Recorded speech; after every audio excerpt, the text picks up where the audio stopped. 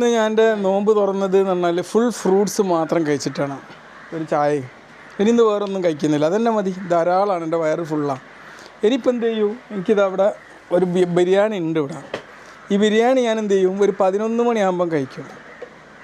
ഇത് ഡ്യൂട്ടിയിലാണ്. അത്യാവശ്യം പേഷ്യൻസൊക്കെ വന്നുകൊണ്ടിരിക്കും, ഭയങ്കര ക്ഷീണമായിരിക്കും. അത് ഒഴിവാക്കാൻ വേണ്ടി എടുത്ത സൊല്യൂഷനാണ്. ഒരുപാട് പൈനാപ്പിൾ. അത് നമ്മൾ ഹോസ്പിറ്റലിലെ ഭക്ഷണം ഉണ്ടാക്കുന്ന സ്ഥലം കേട്ടോ. ഇതിൻ്റെ രൂപം കണ്ട ആരും ബേജാറാവുകയും ഉണ്ടാക്കുന്ന സ്ഥലമാണ്. അവിടെ വന്ന് കഴിക്കുക. ക്യാൻറ്റീനല്ല കേട്ടോ. ക്യാൻറ്റീനിലേക്ക് ഭക്ഷണം ഉണ്ടാക്കുന്ന സ്ഥലത്ത് നിന്ന് നമ്മൾ കഴിക്കുന്ന ഫ്രൂട്ട്സ് മാത്രം കഴിക്കുക. മനസ്സിലായോ? ഇതന്നെ ധാരാളമാണ് നമുക്ക്. ഇതന്നെ ധാരാളമാണ്. അപ്പം ഇനി ചോറും ബിരിയാണി ഇതൊക്കെ കൂടിയായിട്ട് കഴിച്ച് കഴിഞ്ഞാൽ വയറായിട്ട് ഫുള്ളാവും. അത് കുറച്ച് രാത്രി ആകുമ്പോഴായിട്ട് കഴിക്കും. പിന്നെ രാവിലെ നോമ്പ് നോൽക്കുമ്പോഴും എന്താവും, ഫ്രൂട്ട്സ് കഴിക്കും. ഇത് രാവിലേക്ക് എടുത്തേക്കാം കേട്ടോ.